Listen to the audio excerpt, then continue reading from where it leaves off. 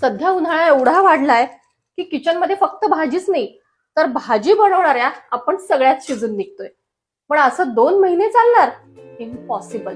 मग मी काय केलं, मी मागवला असा एक पोर्टेबल कूलर जो मला स्वयंपाक करताना देखील थंड ठेवतो. या कूलरची कॅप उघडायची, थोडंसं पाणी, थोडासा बर्फ, काही सेटिंग्स दिलेल्या आहेत आणि एक फॅन. फर्स्ट आहे फॅन सेटिंग लो, मीडियम, हाय. सेकंड वॉटर स्प्रिंकलर 1, 3 आणि 5.